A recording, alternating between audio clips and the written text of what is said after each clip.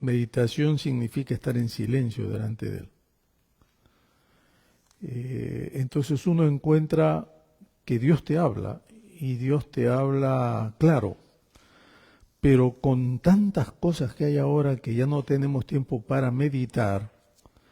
Entonces Dios te habla, pero parecería que es tan bajito como Él te habla que ya no le escuchamos. Y al no escuchar la voz de Dios, entonces nosotros mismos estamos en líos, estamos en problemas, estamos en un caos, estamos en una situación muy difícil, porque hemos perdido, si se quiere así, esa sensibilidad de escuchar la voz de Dios, que como dice la palabra, muchas veces Él habla con un susurro, ¿no? O sea, bajito. No es que Dios siempre hable así, pero digo que eso solamente me hacía pensar en cómo a veces se van perdiendo las facultades para escuchar a Dios, y ojalá que eso nunca nos pase a nosotros, hermanos. Quiera Dios que eso nunca nos suceda. Pero bueno, es bueno verlos a todos ustedes, y también, sobre todo, saber que estamos en la palabra de Dios. Algunos ya están de regreso, Marco ya está de regreso otra vez. Me gusta ver a María. Y dime tu nombre otra vez. Milton. Yo tengo que acordarme de uno de los libros de Milton para tu nombre, Milton, que nos visite esta mañana.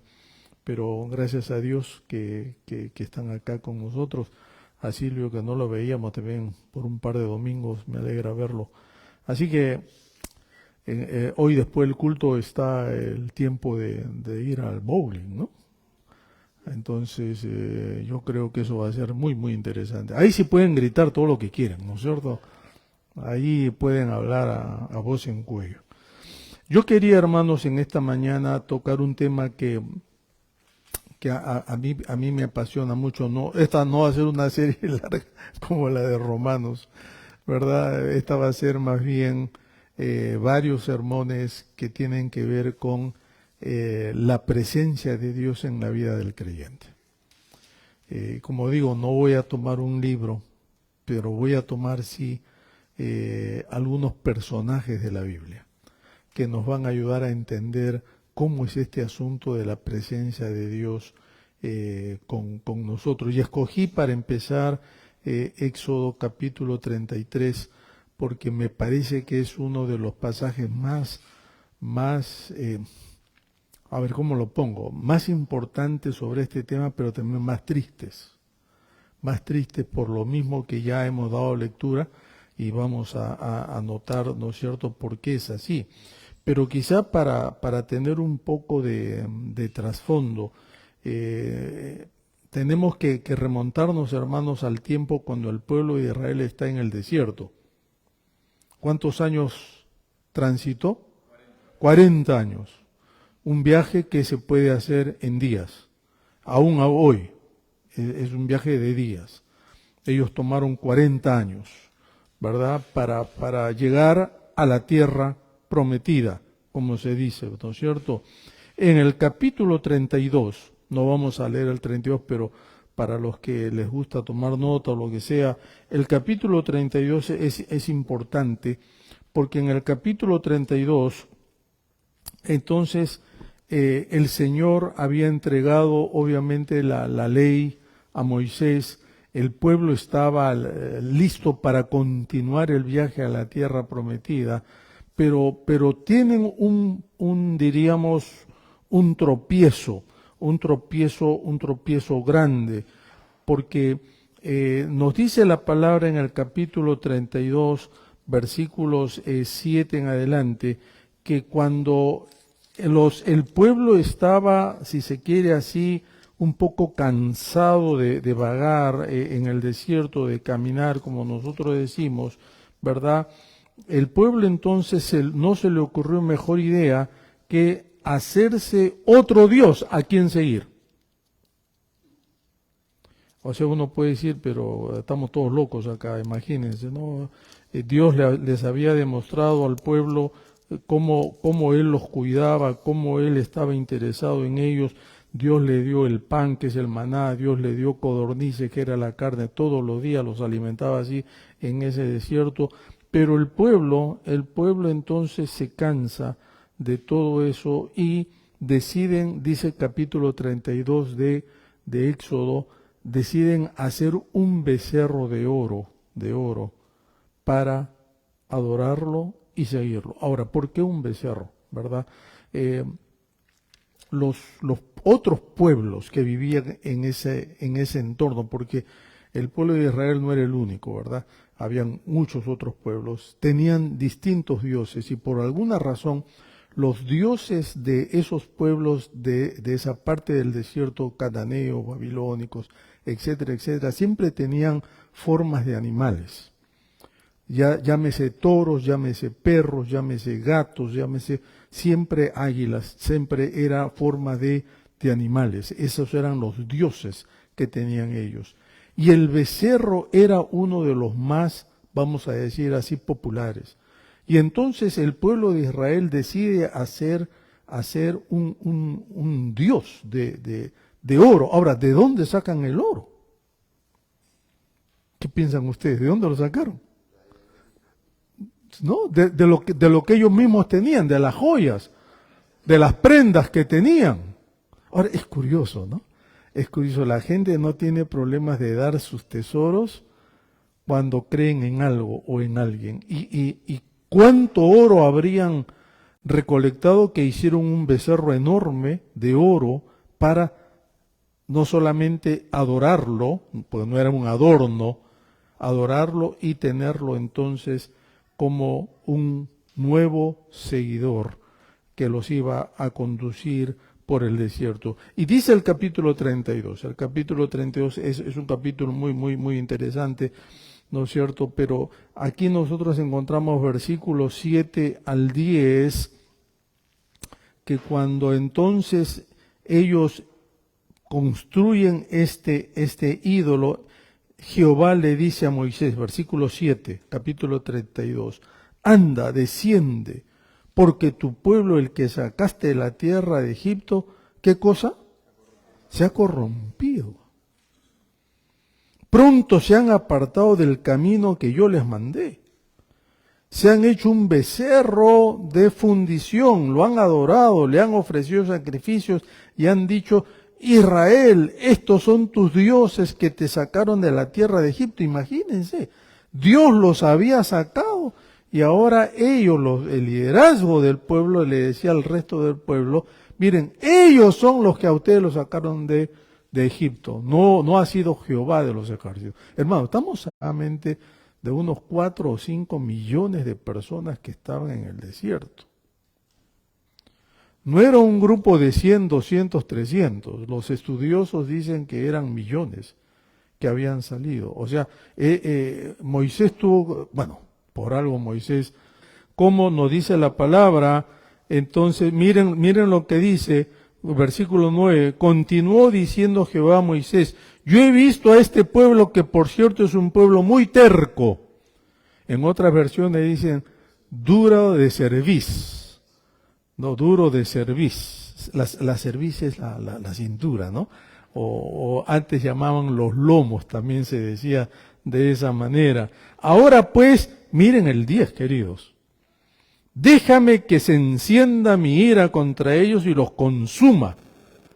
Pero de ti yo haré una nación grande. En otras palabras, Dios estaba dispuesto a desaparecer a todo ese pueblo. Hermano, estas son palabras muy fuertes. ¿Y cómo entonces Dios iba a resolver eso? Desaparece un pueblo. De Moisés iba a levantar una nueva nación. Si Dios no tuvo ningún problema en levantar, ¿no es cierto?, descendencia de Abraham y Sara, que eran viejos de más de 100 años. Entonces con Moisés era jovencito, tendría, qué sé yo, 80, 85, 90 años, era joven en comparación. Y entonces por eso Dios dice, y de ti yo voy a levantar una nueva nación. O sea que le dice a Moisés, no te preocupes, porque otra nación va a surgir, ¿no es cierto? Entonces en el versículo 11, Moisés oró en presencia de Jehová y le dijo: ¿por qué Jehová se encenderá tu furor contra tu pueblo, el que tú sacaste de la tierra de Egipto con gran poder y con mano fuerte? ¿Por qué han de decir los egipcios: para mal Dios los sacó, para matarlos en los montes y exterminarlos sobre la faz de la tierra? Y miren el versículo 12, vuélvete, oh Señor, del ardor de tu ira, y arrepiéntete de este mal que estás pensando hacer contra tu pueblo. Y claro, uno lee el capítulo 2 y uno encuentra que Dios, en su diálogo con Moisés, Dios dice entonces dice, está bien, voy a perdonar al pueblo. Ahora, aquí hay una primera cosa que yo quiero resaltar cuando hablamos de la presencia de Dios. La intimidad de Moisés con Dios al hablar. Es impresionante. Más adelante, en el pasaje que se leyó, dice que Moisés hablaba con Dios como estuviese hablando con otra persona. Otras versiones dicen, Moisés hablaba con Dios como si fueran amigos. Como si fueran amigos. Y creo, mis hermanos, que aquí está una de las primeras lecciones que tenemos que rescatar cuando hablamos de la presencia de Dios. Yo he estado compartiendo con un grupo de Lima todas estas semanas pasadas que me pidieron que los acompañe para justamente hablar sobre la oración y cómo es todo esto, cómo es porque hay veces que las oraciones son respondidas y otras veces que no son respondidas. Y conversábamos con ellos el viernes, porque es en los viernes a la noche que yo me reunía con ellos, ya terminó eso, pero yo les decía a ellos que no es tanto, hermanos, tener la oración como una carga o una obligación que hay que cumplir. La iglesia tiene una reunión de oración y tenemos que estar allí. Ese no es el asunto. El asunto es que cuando yo hablo de oración, estoy hablando del tiempo que paso con Dios, a quien yo conozco tan íntimamente que es mi amigo. Por lo tanto, la oración no se vuelve una carga pesada, o no debería ser una carga pesada. No debería ser una obligación que yo tengo que cumplir, sino un encuentro de dos personas, ¿verdad? Si yo quiero conversar con algún amigo, entonces yo llamo a alguno de ustedes o otros amigos y le digo, oye, vamos a un Starbucks a conversar. O sea, yo jamás tomaría eso como una carga pesada. ¿Por qué? Porque son dos amigos que están conversando. Y eso es lo que Moisés tenía con Dios. Al punto que Moisés se atreve a decirle al Señor, ¿no? Ahora, no se olviden que el escritor del Éxodo está hablando, haciendo como que Dios es un ser humano, ¿no es cierto? Es lo que los teólogos llaman antropoformismo, ¿no es cierto? Pues eso no interesa. Lo cierto es que Dios dice, este pueblo ya me hartó. No es que Dios se harte. Este pueblo ya me cansó. No es que Dios se cansó. Porque dice la palabra, ¿no es cierto?, que la paciencia de Dios es eterna. Él por siempre va a estar atento.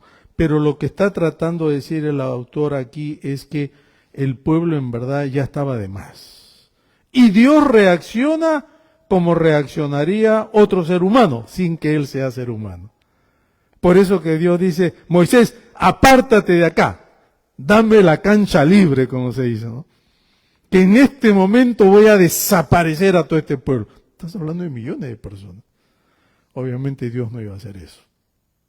Pero Moisés se atreve en esa intimidad que tiene, Moisés se atreve a decirle, Señor, un momentito, no hagas eso. Hermano, solo cuando tú conoces a Dios íntimamente, tú puedes tener esa audacia de hablar con Él así. Y le dice, no hagas eso, porque ¿qué van a decir los egipcios? como que si Dios no lo supiera. ¿Qué van a decir los egipcios? Miren, Jehová sacó a Israel y como ahora no puede mantenerlos porque son un montón de gente, entonces los ha exterminado en el desierto. Y Moisés le dice, Señor, ¿qué van a decir los otros pueblos? Miren, Jehová es un Dios débil. Les prometió la tierra prometida y nada, los ha matado. Y Dios piensa con Moisés, ¿no? Y dice, ok Moisés, está bien, no hay problema. Vamos entonces a mantener al pueblo. Pero, y acá viene entonces, quizá hermanos, la parte triste de toda esta historia, porque entonces en el capítulo 33, versículos 1 al 3, Dios dice lo siguiente. Dios le dice a Moisés, váyanse, tú y el pueblo que sacaste de la tierra de Egipto, suban a la tierra que juré dar a Abraham, Isaac y Jacob.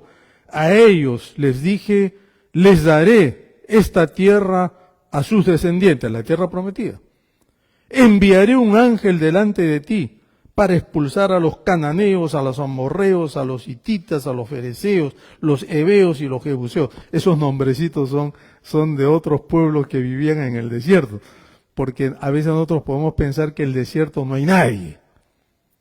Bueno, ellos son de gente de Medio Oriente y eso está lleno de gente, de pueblos, hasta el día de hoy.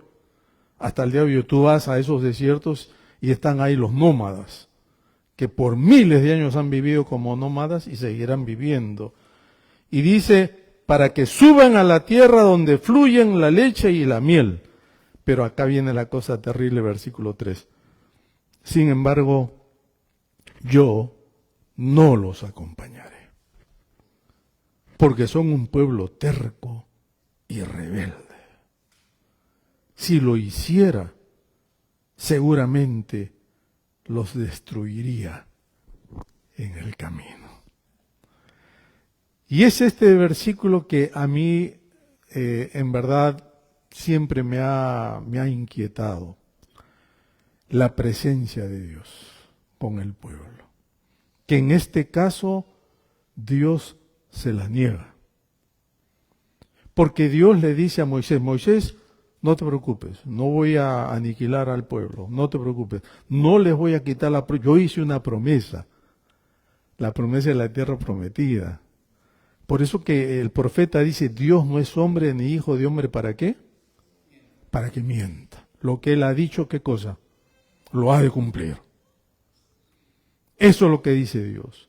Y acá Dios dice, no, esa promesa de dar la tierra prometida a la descendencia de Abraham, de Jacob, de Isaac, etcétera, eso que está en pie. Pero yo ya no voy a ir con ustedes, voy a mandar a un ángel para que vaya con ustedes.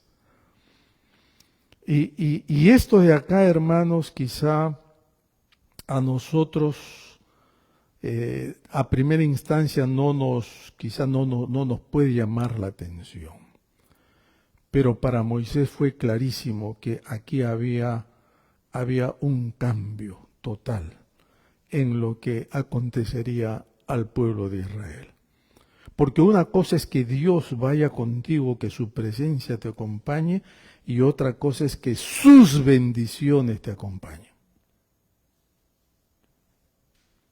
No sé si me explico, hermanos.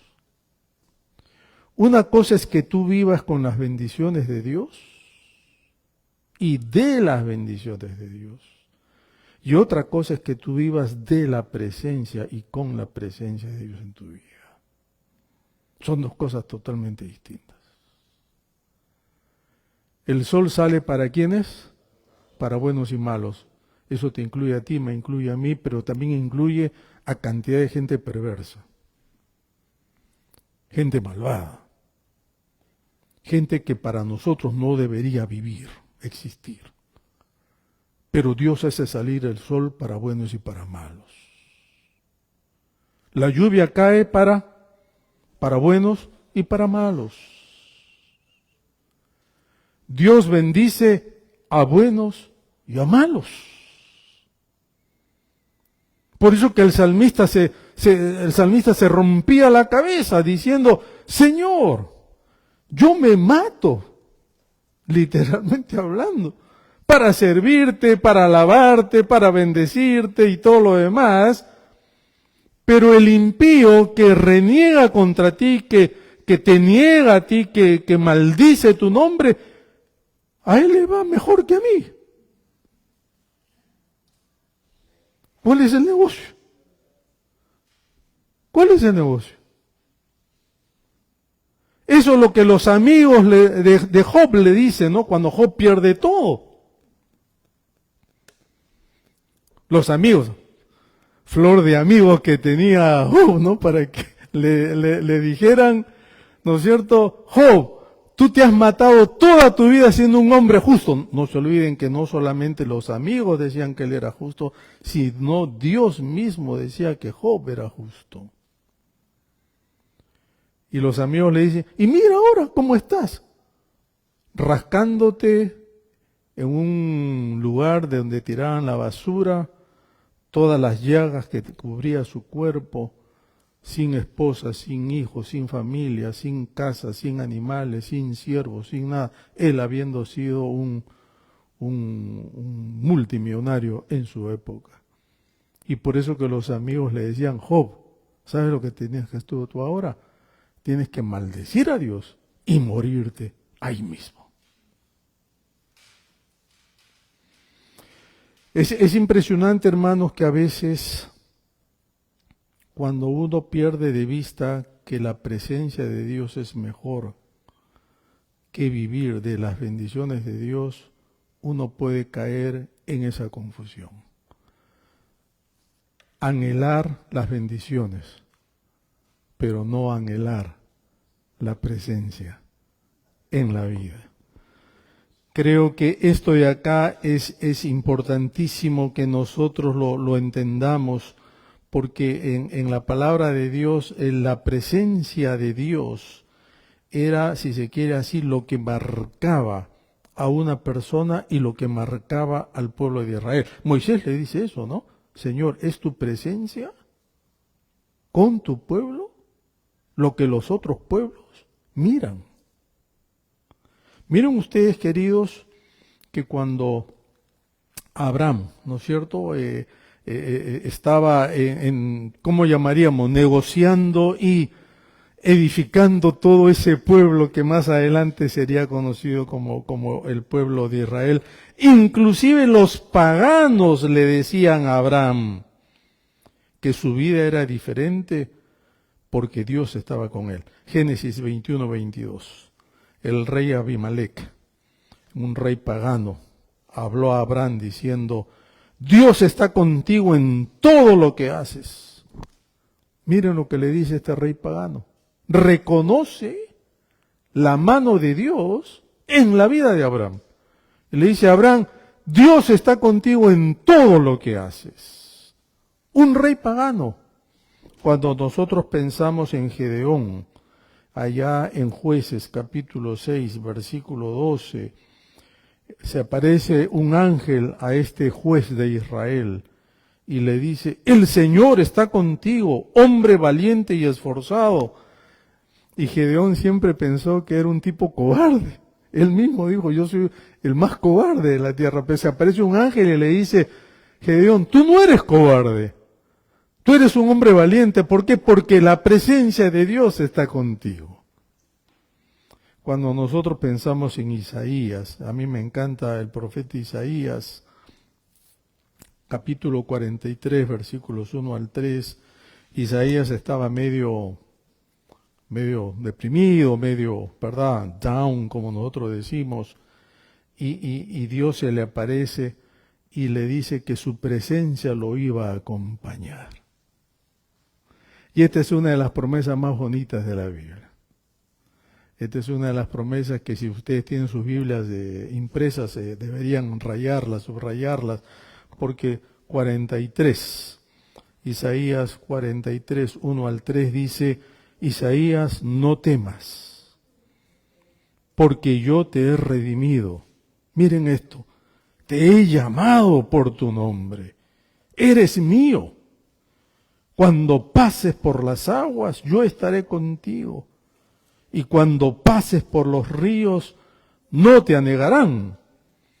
Cuando pases por el fuego no te quemarás, ni la llama te abrazará, porque yo soy el Señor tu Dios, tu Salvador. La presencia constante de Dios con Isaías era tan fuerte que Isaías podía estar seguro que aún pasando por el fuego no le iba a tocar. Así como a los amigos de Daniel, ¿se acuerdan? Eso es la presencia de Dios. Eso es la presencia de Dios. Pero en todo esto, hermanos, hay una condición. Para que la presencia de Dios vaya contigo, esté contigo, hay una condición. Y la condición, claro, está en toda la palabra, pero yo quiero otra vez, como les dije, tomar algunos personajes de la Biblia para ilustrar mejor esto, para que se entienda mejor. Pero ahí en Segunda Crónicas, capítulo 14, Segunda Crónicas, capítulo 14, está la historia de una de las tantas batallas entonces que el pueblo de Israel tiene con sus enemigos. Segunda Crónicas 14, 11 y 12 en verdad. El rey Asa había guiado al pueblo de Dios a una victoria milagrosa sobre el ejército etíope que en ese tiempo tenía 1.000.000 de guerreros. Ahora, ¿cómo contaban eso? La verdad que no sé. Pero dice la palabra que el ejército etíope tenía 1.000.000 de guerreros. Y quizá el pueblo de Israel tendría algunos miles. Pero Asa, el rey de Israel, sale a la guerra. A mí yo debo confesarles que me encantan estas leyendas, cuentos de los ejércitos, particularmente antiguos, ¿no? De Inglaterra, por lo regular, y esas películas con tanta pomposidad y tanto también lujo de detalles, cómo esa gente iba a la guerra exponiendo sus vidas. Basta que tenían un líder adelante que les decía, vamos adelante, y los animaba, y todo el mundo iba, y allá estaban los otros con sus espadas, ¿no es cierto?, y apuntándolos, listos para hacerles daño, pero toda esta gente iba porque el líder iba adelante. Y Asa, yo me imagino que era así. Hay 1.000.000 de etíopes ahí. Y dice la palabra que Asa conduce al pueblo de Dios a la batalla. Y hermanos queridos, Dios les da la victoria. Dice que el pueblo etíope, el ejército etíope se dispersó. No era la primera vez que pasaba algo así tampoco. Antes de ninguna guerra matanza, los etíopes salieron espantados, dejando entonces todo atrás. Y miren el testimonio de Asa, el rey. Oh Señor Dios nuestro, en ti confiamos y en tu nombre marchamos contra esta multitud. Estoy leyendo 2 Crónicas 14. Así que el Señor derrotó a los etíopes delante de Asa y de Judá, y los etíopes huyeron. ¡Qué tremendo! Y mientras Asa conducía a su ejército triunfante de regreso a Jerusalén, el profeta Azarías, uno de los tantos profetas de la antigüedad, le sale al encuentro al rey Asa, victorioso de la batalla, como era siempre, ¿no?, común. Cuando un rey ganaba una batalla, él iba adelante, ¿no es cierto?, y todos salían a saludarlo. Y entonces Azarías lo recibe, dice, en la puerta de la ciudad con este mensaje: escúchame, Asa. Y este es el mensaje, hermanos, esta es la condición para que la presencia de Dios esté contigo y esté conmigo. El Señor estará contigo mientras tú estés con Él. Si lo buscas, lo encontrarás. Pero si lo abandonas, Él te abandonará. Israel ha estado mucho tiempo sin el Dios verdadero, sin sacerdote que enseñara y sin ley. Pero cuando en sus dificultades se volvieron al Señor y lo buscaron, Él, o sea, Dios, fue hallado. Y de esta manera Dios le revela a Asa el secreto para obtener y mantener la presencia de Dios en su vida. Nunca olvides cómo lograste esta victoria. Cuando estabas en apuros, buscaste a Dios y la presencia de Dios estuvo contigo. La pregunta, hermanos, para nosotros esta mañana es si es una realidad esto con nosotros.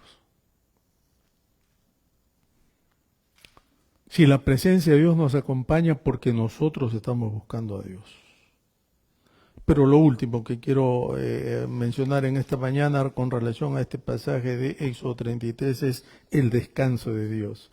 Porque en el versículo 14, cuando Dios le dice a Moisés que no iría con, ¿verdad?, con el pueblo, que no, sino mandaría un ángel, luego en el versículo 14 Dios le añade algo, le dice, está bien, yo voy a entrar con ustedes a la tierra prometida.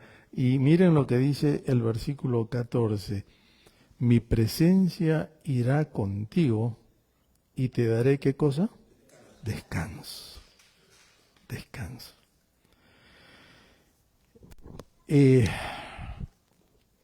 Obviamente aquí el descanso no es descanso de trabajo.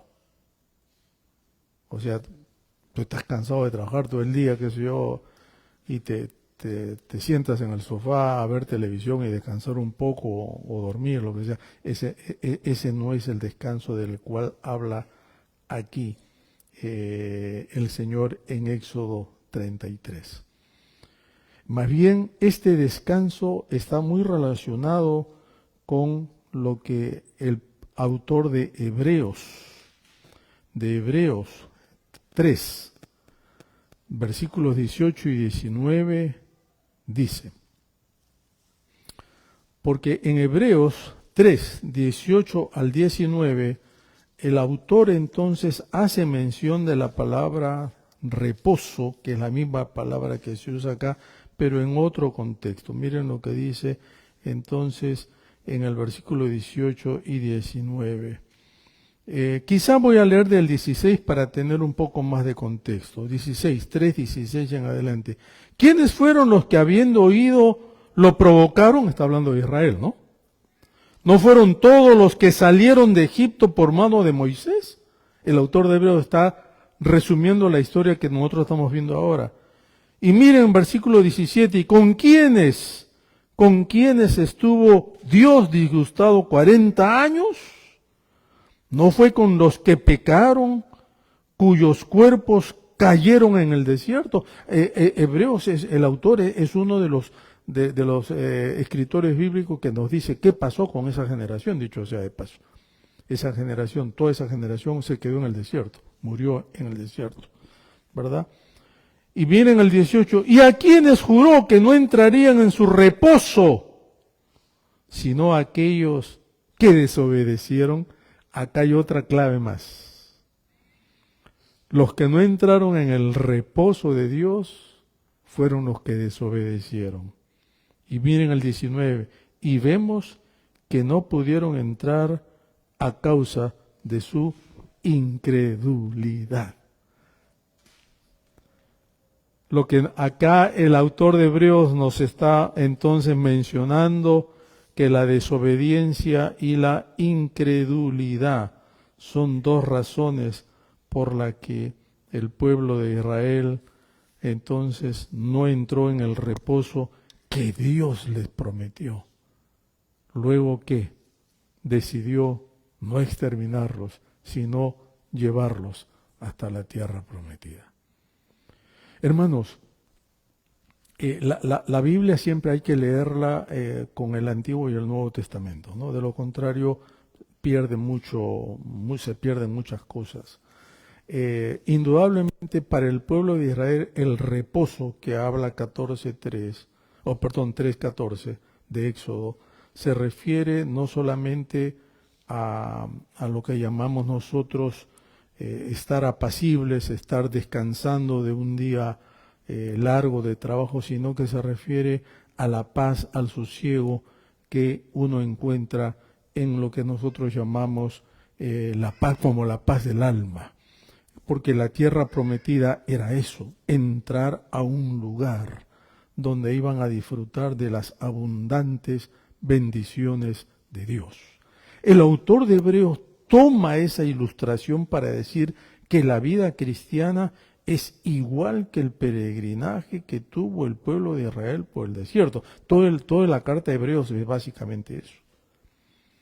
Y por eso que aquí, en este capítulo, ¿no es cierto?, de 3 de Hebreos, entonces el autor de Hebreos va a hacer ese paralelo.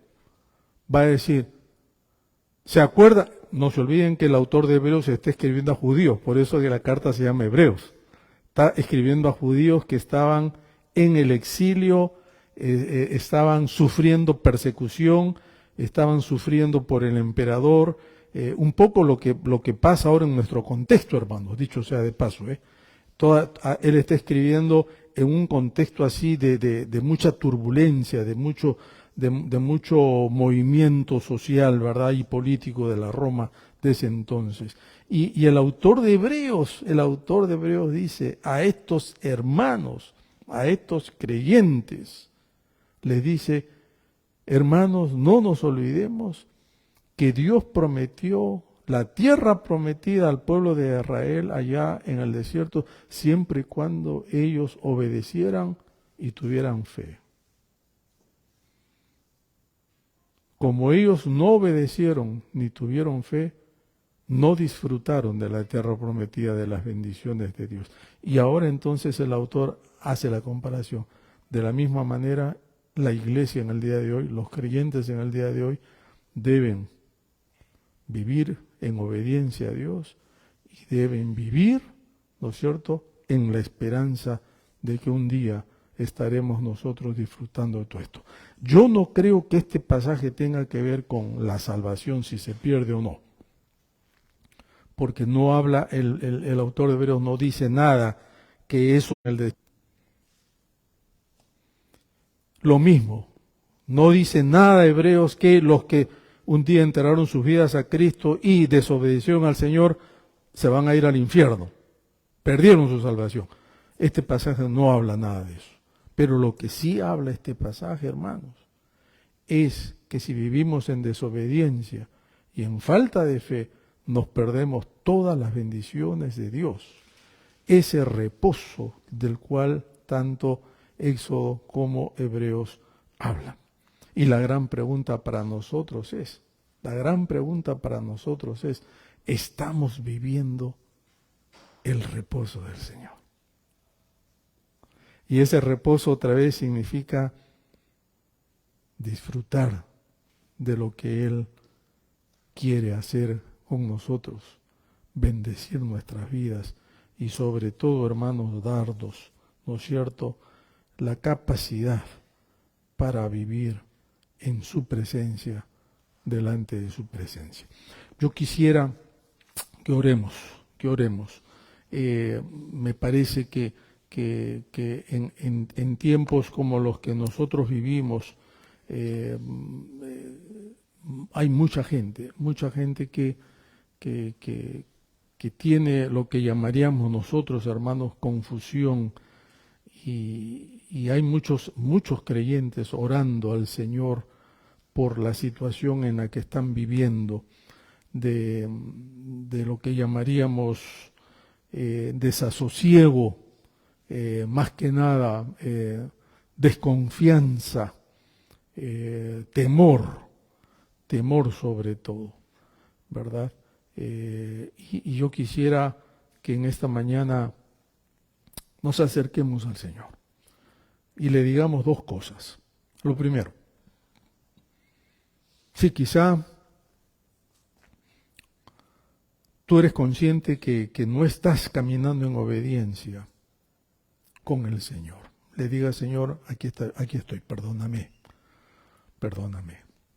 El pueblo de Israel, cuando supo que Dios no los acompañaría, dice que el pueblo de Israel se despojó de todo lo que tenían y se lo entregaron a Moisés. Pero lo segundo que tenemos que hacer, querido, si tu fe está flaqueando, si tu fe está trastabillando, si tu fe está debilitándose, y estás como el pueblo de Israel a punto de hacer otro Dios, un Dios de oro, para seguirle, para servirle, es en este momento que tienes que decirle: Señor, yo quiero seguirte a ti, el único Dios verdadero. Amén. Vamos a orar, vamos a orar. Padre, en esta mañana, gracias por este pasaje. Pasaje muy fuerte, pero muy claro. Señor, tú conoces nuestros corazones, tú conoces cómo nos encontramos. Padre, yo no sé la situación de todos nosotros, pero yo sí conozco mi corazón. Y debo confesar, Señor, debo confesar que cuántas veces surgen dudas, surgen, Señor, temores, surgen, Señor, situaciones en las que a veces diríamos, ¿verdad? ¿Y por qué tenemos que sufrir todo esto? ¿Por qué? ¿Para qué? Y en esta mañana yo quiero, Señor, pedirte perdón. Quiero, Señor, decirte que aquí estoy, humano, falible, lleno de faltas. Pero, Señor, quiero también decirte que no sueltes mi mano, Señor. Como la promesa que le diste a Isaías, que ni el fuego ni el agua podrían causarnos algún mal. Y en esta mañana yo quiero orar por ti, mi hermano, mi hermana. Si tú estás en una situación de desasosiego, de temores, de confusión, yo quiero invitarte que en esta mañana tú le digas: Señor, aquí estoy otra vez. Toma mi vida, mírame, aquí estoy.